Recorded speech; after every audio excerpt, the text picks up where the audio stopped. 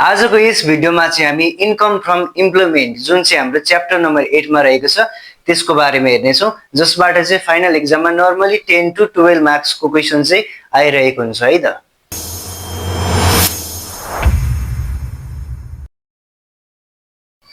Income from इम्प्लोइमेन्टको हिसाबले हेर्दै गर्दा चाहिँ हामीले चाहिँ यसभित्र चाहिँ हामीले मुख्य रूपमा तीनटा हिसाबहरूलाई हेर्नुपर्ने हुन्छ। जस्तो नम्बर 1 मा रहेको छ एक्सेसेबल इन्कम फ्रम इम्प्लोइमेन्ट, त्यसैगरी नम्बर 2 मा रहेको छ टोटल एक्सेसेबल इन्कम र त्यसैगरी नम्बर 3 मा रहेको छ ट्याक्स लाइबिलिटी। हामीले मेनली हेर्नुपर्ने भनेको यही तीनवटा हिसाब हो र यिनीहरूको फर्मेटहरू चाहिँ के कस्तो हुन्छ, कसरी हिसाब गरिन्छ भनेर हेरौँ है त। जस्तो नम्बर 1 मा रहेको छ एक्सेसेबल इन्कम फ्रम इम्प्लोइमेन्ट, यसको फर्मेट यस्तो हुन्छ पार्टिकुलर्स अमाउन्ट। अब यसमा चाहिँ के कुराहरू जान्छ भन्दाखेरि चाहिँ जस्तो कुनै पनि एउटा इम्प्लोइले आफ्नो इम्प्लोयरबाट आफ्नो अफिसबाट काम गर्दाखेरि एक वर्षभित्र चाहिँ के कति पाउँछ त स्यालेरी पाउन सक्ला र स्यालेरी बाहेक अन्य सेवा सुविधाहरू चाहिँ के कति पाउन सक्छ, त्यसको अमाउन्ट चाहिँ कति हुन्छ हामीले ठ्याक्कै त्यसैले राख्ने हो कि यहाँ स्यालेरी प्लस स्यालेरी बाहेक अन्य पाएका सेवा सुविधाहरू त्यसलाई अमाउन्टमा कन्भर्ट गरेर राख्ने काम गरिन्छ कि एक्सेसेबल इन्कम फ्रम इम्प्लोइमेन्टमा चाहिँ बुझिहाल्नु भयो। जस्तो अब यहाँ के हुन सक्ला भन्दाखेरि स्यालेरी वा वेजेस हुन सक्ला, एनुअल रूपमा वार्षिक रूपमा हामीले हिसाब राख्छौँ, त्यसैले एनुअल रूपमा राख्छौँ। यदि हामीलाई एनुअल रूपमा दिएको छैन भने त्यो चाहिँ हामीले निकाल्नु पर्ने हुन्छ है त, त्यसको हिसाब गरिन्छ। त्यसैगरी नम्बर 2 मा रहेको छ लिभ पे, बोनस, ओभरटाइम हुन सक्ला नि त। अब लिभ पेको पनि कोही बेला पेमेन्ट दिन सक्ला, तिमीले चाहिँ छुट्टीमा बसेको छौ तर पनि म तिमीलाई चाहिँ योचोटि पेमेन्ट दिन्छु भन्न सक्ला। त्यसैगरी कोही बेला बोनस दिन सक्ला, कम्पनीले योचोटि चाहिँ राम्रो ग्रोथ गरेको छ तिमीलाई चाहिँ म बोनस दिन्छु भन्न सक्ला, ओभरटाइमको पेमेन्टहरू दिन सक्ला, त्यसलाई पनि राखिन्छ। त्यसैगरी नम्बर 3 मा रहेको छ prize and gift related to employment, र इम्प्लोइमेन्टसँग सम्बन्धित जति पनि गिफ्टहरू प्राइजहरू छ त्यो सबैलाई राखिन्छ। अब जस्तो बर्थडे गिफ्टहरू भनौँ, एनिभर्सरी गिफ्ट भनौँ, त्यस्तो गिफ्टहरू चाहिँ राख्न पाइएन। तर इम्प्लोइमेन्टसँगै रिलेटेड भएका गिफ्टहरू जस्तो हुन सक्ला best employer of the year भएर चाहिँ फलानुले चाहिँ यति पैसा पाए कम्पनीबाट भन्नु भने चाहिँ त्यसलाई राख्न पाइयो है।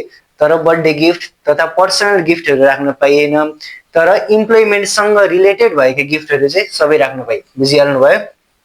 त्यस पछाडि नम्बर 4 मा रहेको छ डियरनेस अलाउन्सेस। अब डियरनेस अलाउन्सेस भनेको चाहिँ महँगी भत्ता। अब महँगी चाहिँ अत्याधिक रूपमा बढेको छ भनेर चाहिँ इम्प्लोयरले चाहिँ तपाईँलाई इम्प्लोइलाई चाहिँ दियो अरे भनेपछि त त्यो पनि त इम्प्लोयको लागि त इन्कमै हो नि त, त्यही भएर यसलाई पनि राखिन्छ, जति अमाउन्ट दिएको हुन्छ त्यसले राख्ने।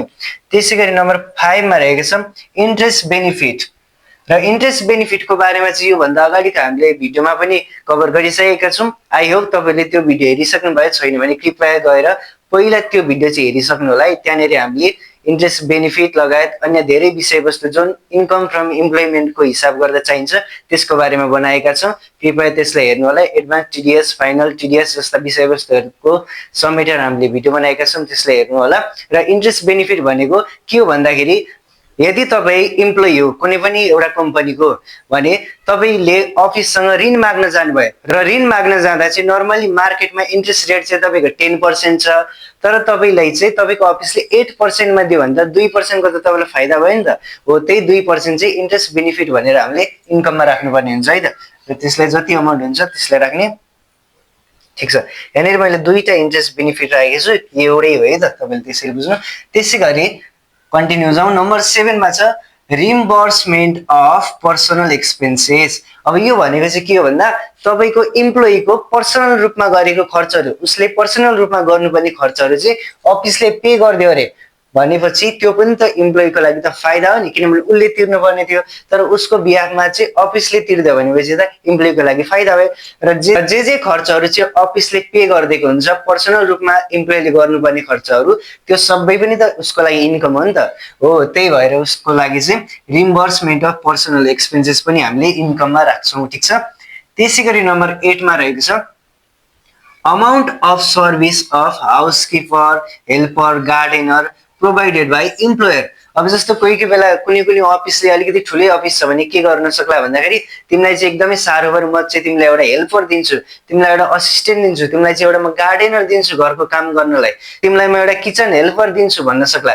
त्यस्तो अवस्थामा चाहिँ के हुन्छ भन्दाखेरि जनरली रूपमा हेर्दाखेरि चाहिँ अफिसले नै त्यो व्यक्तिलाई स्यालेरी दिएको हुन्छ त्यो हेल्परलाई, तर इम्प्लोइकोबाट पनि केही न केही चाहिँ काटेको हुन्छ। जस्तो अफिसले चाहिँ एउटा हेल्परलाई चाहिँ तिम्रो स्यालेरी चाहिँ 10,000 भनेर तोकेर उसकोमा काम गर्न राखिदियो र इम्प्लोइकोबाट पनि 2,000 चाहिँ काटिरहेको छ भन्दाखेरि उसको इम्प्लोइको इन्कममा चाहिँ कति राख्ने भन्दाखेरि त्यही 10,000 अफिसले तोकिदिएको स्यालेरी माइनस इम्प्लोइकोबाट काटिएको भाग, त्यो बिचको डिफरेन्सलाई चाहिँ राख्ने कि। जस्तो 10,000 माइनस 2,000 गरेर 8,000 चाहिँ उसको लागि इन्कम हुन जान्छ नि त हो, त्यसलाई चाहिँ हामीले यहाँ छोडाउनु पर्छ। ठिक छ।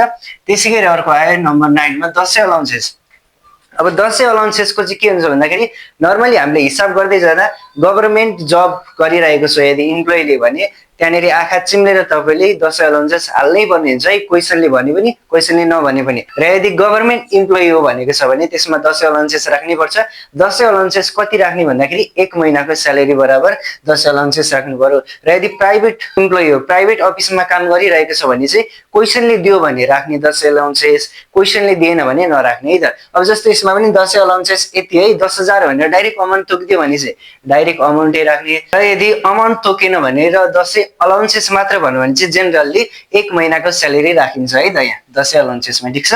त्यस पछाडि नम्बर 10 मा रहेको छ अमाउन्ट अफ भेहिकल फ्यासिलिटी। अब भेहिकल फ्यासिलिटी दिन सक्ला, एकदमै अफिस ठुलो भयो, इम्प्लोइ चाहिँ अलिकति टाढा भयो उसको चाहिँ अफिस धाउनलाई, तर इम्प्लोइ चाहिँ एकदमै मेहनती छ भने चाहिँ उसलाई चाहिँ म चाहिँ तिमीलाई भेहिकल फ्यासिलिटी दिन सक्छु, म चाहिँ तिमीलाई कार दिन्छु है, म तिमीलाई बाइक दिन्छु है भनेर भन्न सक्ला। अब त्यो चाहिँ कति हो त उसको लागि चाहिँ इन्कम भन्दाखेरि चाहिँ उसको एनुअल स्यालेरीको 0.5% गर्दा जति अमाउन्ट आउँछ त्यति चाहिँ हामीले इन्कममा राख्नुपर्छ। त्यसै गरी नम्बर 11 मा छ अमाउन्ट अफ एकोमोडेसन फ्यासिलिटी। जस्तो अब अमाउन्ट अफ एकोमोडेसन फ्यासिलिटी भनेको चाहिँ अब अफिसले चाहिँ आफ्नो इम्प्लोइलाई चाहिँ बस्ने वासस्थानको पनि व्यवस्था गरिदिन सक्छ। जस्तो रेन्ट पे गरिदिन सक्ला अथवा एउटा कोठी देला उसलाई हो। त्यस्तो अवस्थामा चाहिँ कति राख्ने त भन्दाखेरि एकोमोडेसन फ्यासिलिटी भन्दाखेरि 2% अफ एनुअल स्यालेरी, इम्प्लोइको एनुअल स्यालेरीको 2% बराबरको रकम चाहिँ राख्ने। ठिक छ। त्यस पछाडि नम्बर 12 मा छ कन्ट्रिब्युसन टु प्रोभिडेन्ट फन्ड। अफिसको साइडको राख्ने इन्कममा राख्दा चाहिँ जस्तो प्रोभिडेन्ट फन्ड, रिटायरमेन्ट कन्ट्रिब्युसन भन्न सक्ला। त्यसमा चाहिँ त्यस्तो यदि दिएको छ भने चाहिँ कति राख्ने भन्दाखेरि 10% राख्ने अफिसको साइडबाट।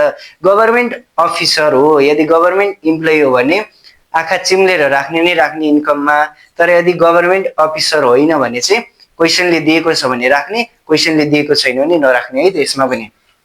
ठिक छ। र त्यस पछाडि नम्बर 13 मा छ other expenses paid by office.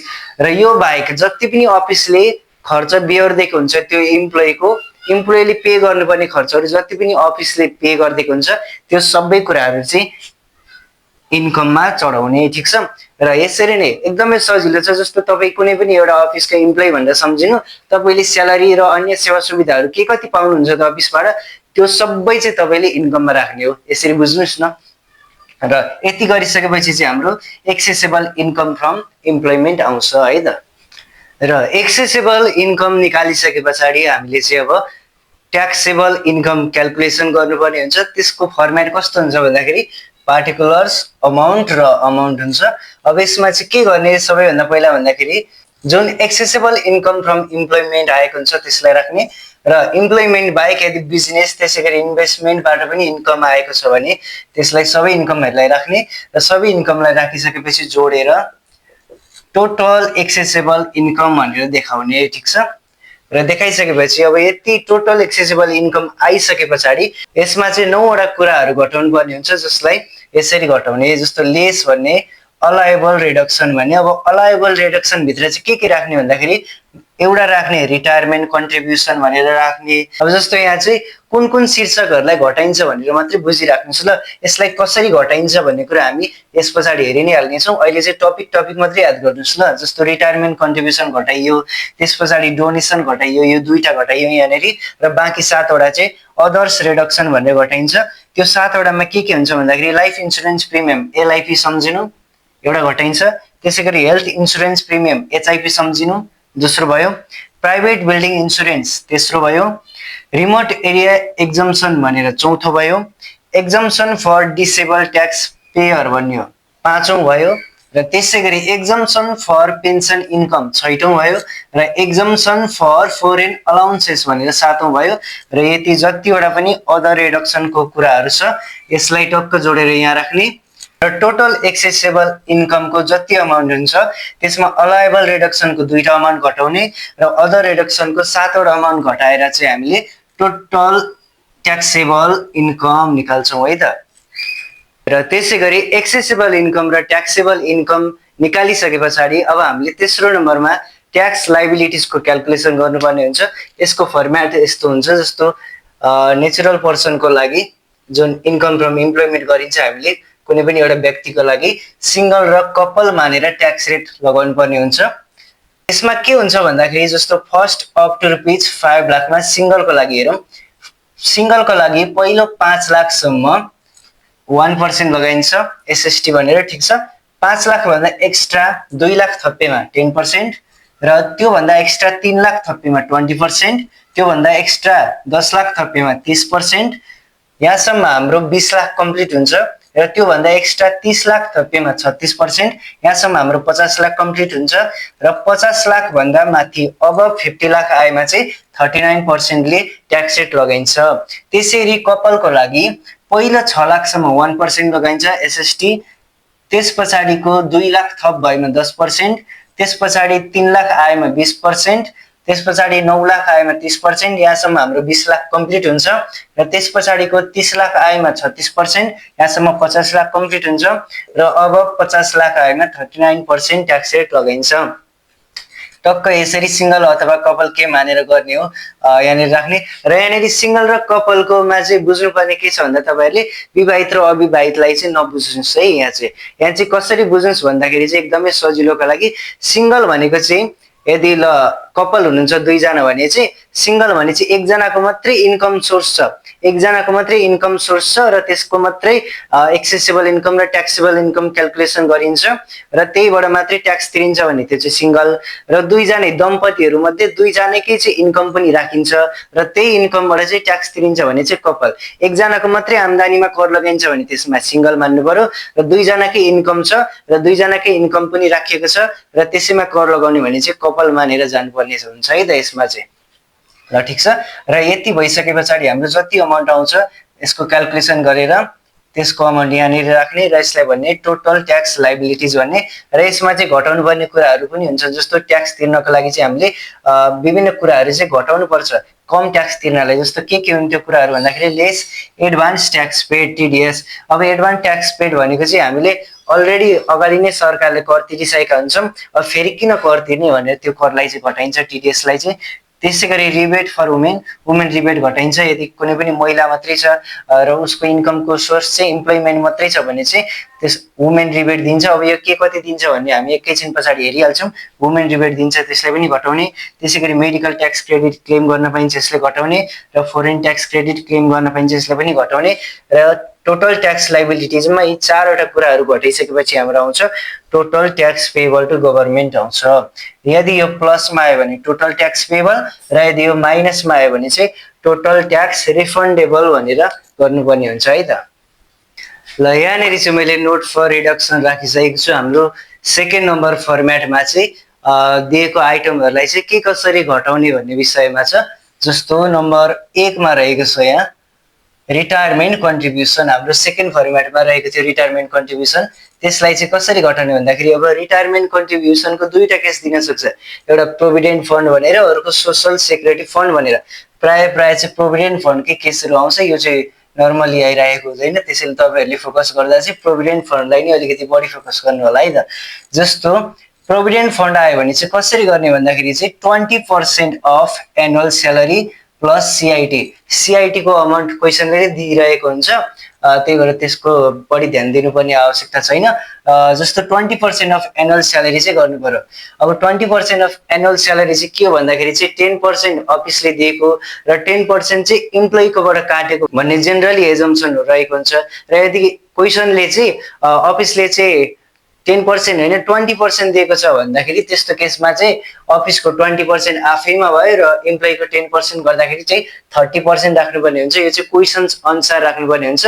Generally रूपमा चाहिँ 20% नै राख्नुपर्ने हुन्छ है, किनभने 10% अफिसको र 10% इम्प्लोइको नै काट्ने गरेको हुन्छ। त्यो अमाउन्ट प्लस सिआइटीको अमाउन्ट जोडिदिने। त्यसै गरी or 1/3 of total assessable income र टोटल एक्सेसिबल इन्कमको 1/3 अमाउन्ट राखिदिने र त्यसै गरी अर म्याक्सिमम लिमिट ₹3 लाख र म्याक्सिमम लिमिट चाहिँ 3 लाख रुपियाँ राख्ने। र यो तीनटा मध्ये चाहिँ यो तीनटा अमाउन्टहरू राख्दा जुन अमाउन्ट चाहिँ सबैभन्दा कम हुन्छ, सबैभन्दा लो जुन अमाउन्ट हुन्छ त्यो लोअर अमाउन्टलाई चाहिँ राख्ने। तीनटा मध्ये लोअर अमाउन्ट चाहिँ राख्ने। जस्तो 20% अफ एनुअल स्यालेरी सपोज तपाईँको 1 लाख आयो, 1/3 अफ टोटल एक्सेसिबल इन्कम गर्दा तपाईँको 50,000 आयो र म्याक्सिमम लिमिट चाहिँ जहिले 3 लाखै हुन्छ है, यो नबिर्सिने। र यति आयो भने हामीले यो तीनटा मध्ये एउटा मात्रै राख्नुपर्ने हुन्छ, लोअर राख्नुपर्ने हुन्छ, गर्दाखेरि हामीले 50,000 चाहिँ राख्छौँ त्यसमा डिडक्सनमा। ठिक छ। र त्यसै गरी नम्बर बी मा रहेको छ सोशल सेक्युरिटी फन्ड। अब सोशल सेक्युरिटी फन्डको पनि त्यही हो, सेम केस हो। 20% of annual salary plus CIT नै हो, 1/3 अफ टोटल एक्सेसिबल इन्कमै हो। फरक कहाँ भन्दाखेरि म्याक्सिमम लिमिट चाहिँ यसको 5 लाख रहेको हुन्छ र त्यही मध्ये लोअर राख्नुपर्ने हो। जस्तो अब एसएसएफमा चाहिँ के हुन्छ भन्दाखेरि यसमा चाहिँ ट्याक्स रेट 1% को सट्टा 0% लगाउने। जस्तो हाम्रो सिंगलको लागि 5 लाख र कपलको लागि 6 लाख थियो नि, त्यसमा 1% लाइन्थ्यो भने यदि एसएसएफ फन्डको कुरा आएको छ भने त्यसमा चाहिँ 0% लगाउने है त। ठिक छ। प्राय हामीलाई प्रोभिडेन्ट फन्डकै केस आउँछ, त्यसैलाई बढी फोकस गर्नु होला। र त्यसै गरी हाम्रो 2 नम्बरमा थियो डोनेसन। अब डोनेसन कसरी घटाउने भन्दाखेरि यसको पनि दुईटा किसिम हुन्छ। जस्तो टु ट्याक्स एक्जिम्ड अर्गनाइजेसन वा जेनरल डोनेसन। हामीले जहिले हिसाब गरिराख्ने जेनरल डोनेसनहरूलाई चाहिँ कसरी घटाइन्छ भन्दाखेरि एक्चुअल डोनेसनको अमाउन्ट राख्ने। जस्तो क्वेसनले नै भनेको हुन्छ डोनेसन पेड टु फलानो यति 5 लाख यति 10 लाख भनेर दिएको हुन्छ, त्यो एक्चुअल अमाउन्ट राख्ने। र त्यसै गरी or 5% of total assessable income minus retirement contribution. र टोटल एक्सेसिबल इन्कममा रिटायरमेन्ट कन्ट्रिब्युसन घटाएको चाहिँ 5%। टोटल एक्सेसिबल इन्कममा रिटायरमेन्ट कन्ट्रिब्युसन घटाउँदा जति अमाउन्ट आउँछ त्यसको 5% को अमाउन्ट गरेर निकाल्ने, त्यसलाई राख्ने। और म्याक्सिमम लिमिट ₹1 लाख र म्याक्सिमम लिमिट 1 लाख राख्ने। तीनटा मध्ये विच इज लेस, यसमा पनि तीनटा अमाउन्ट निकाल्ने र जुन चाहिँ सबैभन्दा कम्ती हुन्छ त्यसलाई चाहिँ घटाउने। ठिक छ। र त्यसै गरी अर्को डोनेसनकै कुरामा आउँछ to prime minister relief and reconstruction fund establish by government भनेको छ। अब यो चाहिँ जस्तो कुनै बेला बाढीहरू आएको बेला चाहिँ सरकारले के भन्न सक्ला, एउटा फन्ड खडा गर्न सक्छ।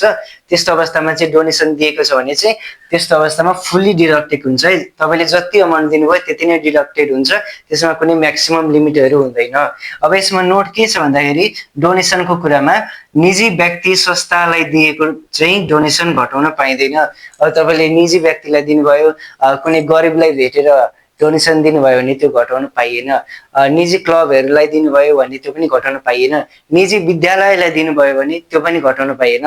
जस्तो तपाईँले निजी सेक्टरलाई दिएको चाहिँ कुनै पनि डोनेसन घटाउन पाउनु हुँदैन है त। त्यसै गरी रिटायरमेन्ट कन्ट्रिब्युसन र डोनेसन पछाडि तेस्रो नम्बरमा रहेको छ हाम्रो लाइफ इन्सुरेन्स प्रिमियम अर्थात् एलआइपी। यसमा कसरी घटाउने भन्दाखेरि जस्तो एक्चुअल अमाउन्ट भनेको क्वेसनले जति अमाउन्ट दिएको हुन्छ त्यो अमाउन्ट र यसको चाहिँ म्याक्सिमम लिमिट ₹40,000 र 40,000 र एक्चुअल अमाउन्टमा जुन चाहिँ लोअर हुन्छ त्यही अमाउन्टलाई घटाइदिने भइहाल्छ। त्यस पछाडि नम्बर 4 मा छ हेल्थ इन्सुरेन्स प्रिमियम एचआइपी।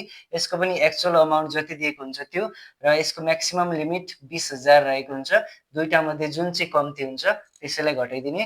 त्यस पछाडि नम्बर 5 मा रहेको छ private building insurance. Private building इन्सुरेन्समा पनि एक्चुअल अमाउन्ट जति दिएको हुन्छ त्यो र म्याक्सिमम 5,000 हुन्छ। दुईटा मध्ये जुन कम्ती हुन्छ त्यसलाई घटाउने। त्यसै गरी 6औं नम्बरमा रहेको छ रिमोट एरिया एक्जिम्सन। अब रिमोट एरिया एक्जिम्सन चाहिँ कसरी घटाउने भन्दाखेरि जस्तो सरकारले चाहिँ रिमोट एरियाको ग्रेड तोकिदिएको छ के, जस्तो ABCDE गरेर तोकिदिएको छ र त्यही अनुसारको एक्जिम्सन घटाउन पाइन्छ। जस्तो ए मा के हुन्छ भन्दाखेरि 50,000 एक्जिम्सन लिन पाइन्छ, बी मा 40,000, सी मा 30,000, डी मा 20,000 र ई मा 10,000 लिन पाइन्छ। अब यसलाई चाहिँ सम्झिने एकदमै सजिलो छ। ABCDE भनेर सम्झिनु, 50 देखि 10,000 घटाउँदै आउनु, सम्झिहाल्नुहुन्छ। त्यसै गरी नम्बर 7 मा रहेको छ फर डिसेबल पर्सन एक्जिम्सन। अब यदि डिसेबल ट्याक्स पेयर छ भने चाहिँ उसलाई चाहिँ 50% अफ बेसिक एक्जम्पसन दिन्छ। त्यो भनेको के भन्दाखेरि सिंगलको लागि बेसिक एक्जम्पसन भनेको 5 लाख र कपलको लागि 6 लाख हो, त्यसैको 50% हो। र त्यसैगरी नम्बर 9 मा छ एक्जम्पसन फर फरेन अलाउन्सेस भनेको छ यसमा चाहिँ 75% अफ एक्चुअल फरेन अलाउन्सेस भनेर दिएको हुन्छ। अब यसमा चाहिँ कसरी सम्झिने त भन्दा टिप्सको रूपमा चाहिँ के गर्ने भन्दाखेरि चाहिँ जस्तो LIP HIP private building insurance आयो भने तपाईहरुले यसको म्याक्सिमम लिमिट मात्रै सम्झिने। जस्तो एलआईपी को म्याक्सिमम लिमिट 40,000 सम्झिने, एचआईपी को 20,000 र प्राइभेट बिल्डिङ इन्सुरेन्सको 5,000 सम्झिने। ठीक छ। पेन्सन इन्कम आयो भने 25% अफ बेसिक एक्जम्पसन सम्झिने। पेन्सन इन्कम र डिसेबल पर्सन एक्जम्पसनको एकै ठाउँ सम्झिने। जस्तो पेन्सन एक्जम्पसनको लागि चाहिँ 25% अफ बेसिक एक्जम्पसन 5 लाख वा 6 लाख हुन्छ भने डिसेबल पर्सनको लागि चाहिँ 50% हुन्छ। यो दुईटालाई एकै ठाउँ सम्झिने। त्यसैगरी नम्बर 6 को रिमोट एरिया एक्जम्पसन त सजिलो छ, एबीसीडी सम्झिने। ए मा 50,000 सम्झिने, त्यसपछि क्रमशः 10,000 घटाउँदै जाने भइहाल्छ। र नम्बर 9 को एक्जम्पसन फर फरेन अलाउन्सेस छ, यसको एउटा 75% अफ एक्चुअल फरेन अलाउन्सेस भन्ने त सम्झिन सकिहाल्नुहुन्छ है त। र त्यसैगरी reduction from total tax liabilities जुन चाहिँ हाम्रो फर्मेट नम्बर 3 हुन्छ, त्यसमा चाहिँ के कुराहरू कसरी घटाउने भन्दाखेरि जस्तो एडभान्स टीडीएस को कुरा आएको थियो। त्यहाँ एडभान्स टीडीएस ले हामीले इन्कममा चढाउँदा ग्रस बनाएर चढाएको हुन्छौँ। जस्तो नेट अमाउन्ट दिएको हुन्छ र त्यसलाई चाहिँ हामीले ग्रस अमाउन्ट बनाएर चढाएको हुन्छौँ इन्कममा भने त्यो gross amount minus net amount गर्दा जति डिफरेन्स आउँछ त्यो डिफरेन्सलाई चाहिँ ग्रस माइनस नेटको डिफरेन्स अमाउन्टलाई चाहिँ राख्ने है त यहाँनिर एडभान्स टीडीएस भनेर। त्यसैगरी अर्को हुन्छ हाम्रो वुमन रिबेट। वुमन रिबेटको क्याल्कुलेसन गर्दा चाहिँ वुमन रिबेटको अमाउन्ट राख्दा चाहिँ टोटल ट्याक्स लायबिलिटिजको 10% अमाउन्ट जति राख्ने। तर ख्याल गर्नु है वुमन रिबेट जहिले हुँदैन। यदि क्वेसनले भनेको छ त्यो इम्प्लोइको चाहिँ इन्कमको सोर्स चाहिँ इम्प्लोइमेन्ट मात्रै हो, उसले चाहिँ इन्भेस्टमेन्टहरू बिजनेसहरू केही गर्दैन, प्रोफेसनहरू केही छैन, उसको चाहिँ इन्कमको सोर्स चाहिँ इम्प्लोइमेन्ट मात्रै हो भने मात्रै वुमेन रिबेट राख्नुपर्छ। त्यस्तो बेलामा कति राख्ने भन्दाखेरि टोटल ट्याक्स लायबिलिटिजको 10% राख्ने। त्यसैगरी medical tax credit. Medical tax credit गर्दा अब एक्चुअल बिल अमाउन्ट और 15% अफ क्लेम अमाउन्ट और मैक्सिमम लिमिट रुपीज 750, यो तीनटा मध्ये जुन चाहिँ लोअर हुन्छ त्यो अमाउन्ट राख्ने। त्यसैगरी फरेन ट्याक्स क्रेडिट, यहाँ चाहिँ मैले के भनेको छु भन्दाखेरि प्राय चाहिँ इन्भेस्टमेन्टको हिसाब गर्दा मात्र आउँछ भनेको छु। यो यसलाई त्यति इम्प्लोइमेन्टमा धेरै फोकस नगर्दा पनि हुन्छ, इन्भेस्टमेन्टको हिसाब गर्दा चाहिँ हुन्छ, त्यही पनि हेरिहालौँ। जस्तो फरेन ट्याक्स क्रेडिट आयो भने चाहिँ income from foreign multiply average rate of Nepal income tax गर्ने। अब के हो त average rate of Nepal income tax कसरी गरिन्छ यसको चाहिँ भन्दाखेरि where average rate of Nepal income tax equals to total tax payable before foreign tax credit divide total taxable income into 100% गरेपछि त्यो आउँछ। र यति गरिसके पछाडि एक्चुअल फरेन ट्याक्स पेड को अमाउन्ट जति दिएको हुन्छ त्यो और जुन हामीले क्याल्कुलेटेड फरेन ट्याक्स पेड र हामीले क्याल्कुलेट गरेर निकालेको हुन्छौँ त्यो अमाउन्ट दुईटा मध्ये तुलना गर्ने र जुन चाहिँ लोअर हुन्छ त्यसैलाई चाहिँ हामीले घटाउने है त। र यो बाहेक केही एक्स्ट्रा नोटहरू पनि रहेका छन् जसले चाहिँ इन्कम फ्रम इम्प्लोइमेन्टको हिसाबलाई सहज र सरल रूपमा बुझ्न मद्दत गर्दछ। त्यो नोटहरूको बारेमा हेरौँ है त। जस्तो मैले यहाँ नोट्स भनेर दिएको छु। नम्बर 1 मा राखेको छु TADA travelling and daily allowances, त्यसैगरी pocket allowances, widow allowances, elder citizenship allowances, handicapped person allowances, त्यसैगरी मिटिङ अलाउन्सेस। यो अलाउन्सेसहरूलाई चाहिँ ध्यान दिनु है। जुन जुन मैले 1 नम्बर शीर्षकमा राखेको छु जस्तो TADA, pocket, window, Elder citizenship, handicap person र मिटिङ अलाउन्सेस, यो अलाउन्सेसहरू चाहिँ हामीले इन्कममा चढाउन पाइँदैन है त। ध्यान दिनु है त, हामीले यसलाई चाहिँ इन्कममा चढाउन पाइँदैन।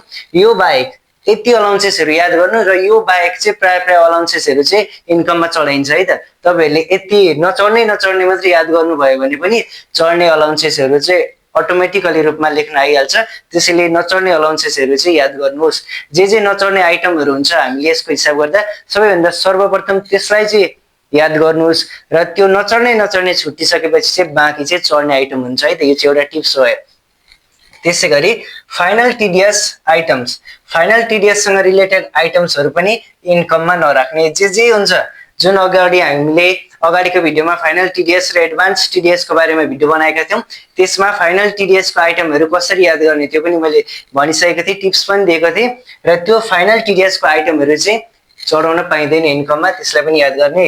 र त्यसैगरी विदेशी आर्मी पुलिसबाट पाएको पेन्सन अमाउन्ट पनि इन्कममा राख्न पाइँदैन भनेको छ। यति कुराहरूलाई मेनली फोकस गर्ने। र त्यसैगरी नम्बर 2 मा छ fine and penalty, income tax paid आदिलाई एक्सपेन्सेसमा राख्न पाइँदैन, नराख्ने। ठिक छ, फाइन एन्ड पेनाल्टी भनौँ, इन्कम ट्याक्ससँग रिलेटेड खर्चहरू देखायो भने त्यसलाई एक्सपेन्सेसमा राख्न पाइँदैन, त्यसलाई नराख्ने। त्यसैगरी नम्बर 3 मा रहेको छ donation to private sector, staff union भन्न सक्ला, पुअर पिपुल भन्न सक्ला, लोकल क्लब भन्न सक्ला, प्राइभेट बोर्डिङ भन्न सक्ला हैन। यस्तो अवस्थामा चाहिँ यो डोनेसनहरूलाई चाहिँ घटाउन पाइँदैन। ठिक छ। त्यसैगरी नम्बर 4 मा रहेको छ ₹500 सम्मको खर्च घटाउन पाइँदैन र 500 सम्म दिएको खर्चहरू चाहिँ घटाउन पाइँदैन। त्यसपछि नम्बर 5 मा रहेको छ पर्सनल एक्सपेन्सेस घटाउन पाइँदैन। पर्सनल एक्सपेन्सेसहरू चाहिँ जे जति गरेको हुन्छ त्यसलाई चाहिँ घटाउन पाइँदैन। तर यदि पर्सनल एक्सपेन्सेस चाहिँ अफिसले पे गरिदिएको छ भने चाहिँ त्यसलाई चाहिँ इन्कममा राख्नुपर्छ है। अगाडि पनि हामीले भनिसकेका छौँ। जस्तो पर्सनल एक्सपेन्सेसलाई खर्चमा घटाउन चाहिँ पाइएन, तर पर्सनल एक्सपेन्सेस अफिसले पे गरिदिएको छ भने चाहिँ त्यसलाई इन्कममा चढाउनु पर्यो। ठिक छ। र त्यसैगरी 6 नम्बरमा छ ₹50,000 भन्दा बढी क्याशमा पेमेन्ट घटाउन पाइँदैन र 50,000 भन्दा माथि चाहिँ एकैपटक क्याशमा पेमेन्ट गरेको छ भने चाहिँ त्यसलाई घटाउन पाइँदैन। त्यसैगरी नम्बर 7 मा रहेको छ अफिसले पे गरिदिएको व्यक्तिगत खर्च इन्कममा राख्ने, यो भइहाल्यो। त्यसपछि नम्बर 8 मा छ अल इम्प्लोइको लागि दिएको सेवा सुविधा नराख्ने। अब जस्तो हरेक इम्प्लोइलाई खाजा खर्च भनेर दिला, हरेक इम्प्लोइलाई फिल्म हेर्न जाऊ भनेर इन्टरटेनमेन्ट खर्च दिला भने त्यसलाई चाहिँ इन्कममा राख्न पाइँदैन है।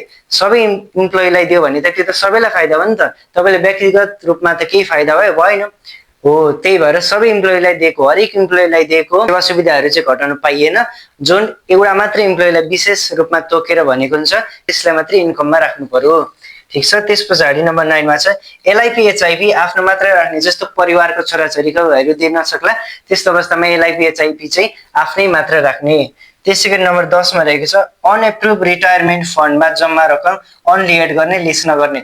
र अनएप्रुभ रिटायरमेन्ट फन्डको कुरा गर्यो भने चाहिँ यसलाई एड मात्रै गर्ने, इन्कममा मात्रै राख्ने। इन्कम भनेको छ भने र त्यसलाई दोस्रो नम्बर हाम्रो फर्मेटमा रिटायरमेन्ट फन्डमा लेस गर्न पाइँदैन यदि अनएप्रुभ रिटायरमेन्ट फन्ड भने। ल यसरी नै हामीले सक्यौं इन्कम फ्रम इम्प्लोइमेन्टको फर्मेट, त्यसैगरी आवश्यक टिप्सहरू र नोटहरू सहितको यो भिडियो। र अब आउने भिडियोमा चाहिँ हामी ट्युले विभिन्न इयरमा सोधेको क्वेशन्सको फुल सोलुसन लिएर आउनेछौँ।